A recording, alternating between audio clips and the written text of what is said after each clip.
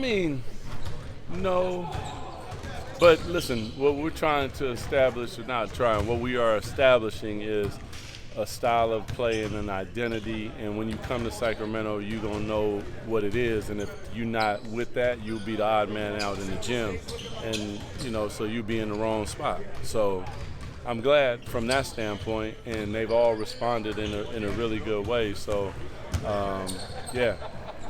What's been your thoughts so far on this backup center position in the competition since we just had Max on earlier? It's been great. I mean, Max has been great.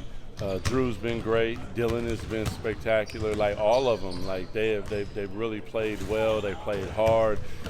They've all communicated at a high level because the five is normally the anchor of the defense on the back end. Not always now in today's basketball, but a lot of times, so they need to be verbal. And all those guys have been verbal. They've been physical. They've been willing to compete against each other because that's important. Like we can't play buddy ball because the opposition is not going to do that. A number of guys have talked about through the week how they have valued the fact that you were a former player. Is that kind of an edge you lean into as a head coach, or is that just a part of your story, but not something you lean too much into as a coach? Yeah, I try not to say it too much because first of all, I'm old as hell. No, I'm just saying. That's what they say, and I say it to Bobby. But it's more like I feel you, and I understand what you're going through. So maybe it's that part that they appreciate, but. Just trying to let them know that, we're going to take care of you because I understand what you're going through, but at the same time, I do understand to get to where we go, what we have to do. And that's a fine line, and, they don't always like it. But we're going to try to love them, take care of them, and make sure that they are the best versions of themselves when they come out to put on the show for our fans. I know you've been locked in this week to training camp, but Sac Republic is a championship match today. I don't know, are you aware of that at all? No, I rarely see too much of anything. But, man, congratulations, first of all, and good luck as well, no doubt. Yeah. Coach-wise, do you feel like you guys have some big bodies, but obviously a lot of guards like we talked about in the past couple of days.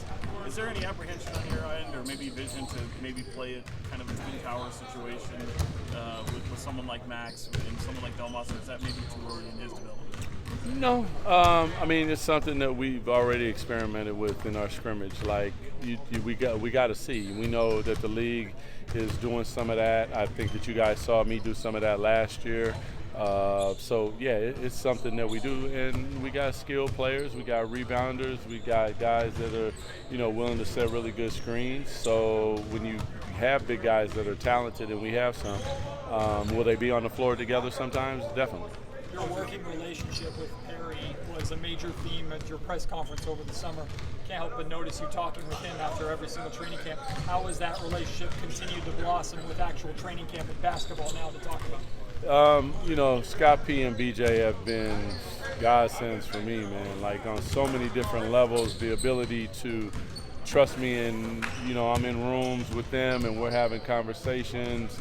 To us going to see Mike T in Pittsburgh, and then me and BJ went and seen Ederay. Like to spend that time with them, to talk basketball with them, but also to be on the same page. I haven't really experienced that and been around it since I've been back. The last time it was me as a player, I saw that. I saw people doing that, but I hadn't experienced it since I've been back here.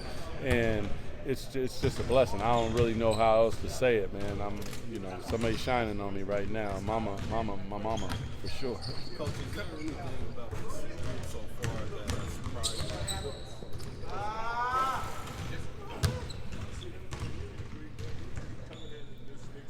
Probably the willingness to allow us to coach them. And that was the question that I gave them, the very first question when we had dinner. That's only a question that they can answer. Because if you allow us to coach you, that means we can communicate.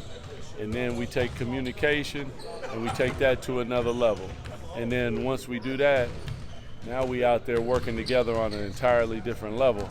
And they have been willing to do that. And another blessing. Coach, you mentioned really looking forward to going back to watch the film when the NBA refs were here. I'm wondering if you have, and what or who stuck out in that film. You know, I watched it, but to be quite frank with you, there was a segment that stood out to me more than anything. I'm not going to say what that was, but there was a segment that I addressed today. It had nothing to do with reffing. So that's really what stood out. And I don't even know that we will, unless there's something flagrant or blatant or something that we know we can learn on. It was more that they heard the whistle and they felt the whistle and they knew that if I did this, okay, that's going to be a problem.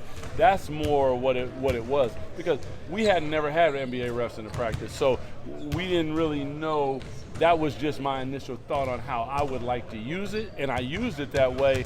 But it was something else that stood out that needed more addressing than the refs being here and calling fouls. But they were fantastic. I think I'm hoping that the NBA continues to do it, because it was good for us. The value of them, I can't even tell you, it was immense.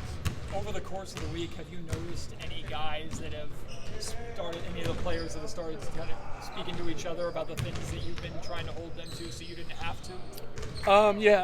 Dennis, first and foremost, comes to mind. I mean, setting the tone and those type of things.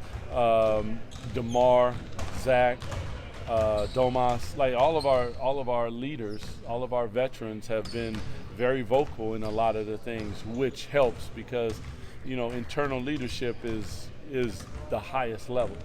When it happens from the inside, as a coach, we don't really have to worry about it, because it's on autopilot and it's handling itself, because they're setting a standard and they're saying that this is who we are and this is what we're about, and anybody who's not doing that, we're going to say something about it. Get the sense that the guys, they obviously probably need the day off after 4 or 5 straight, but I kind of feel like they earned it as well for this first week. No doubt. Like, I hope they enjoy themselves and maybe even get together. It's Sunday, it's football, it's a lot of different things. So, they most definitely earned it, and I told each and every one of them, I appreciate what you brought and what you did for our rookies. Like, great first week of their careers. For our veterans, great first week of leadership, and overall, just like coming and saying like, this is who we're going to be about. And now with all that said, we'll put that behind us and we'll go on to the next one. Yes. Thanks, DC.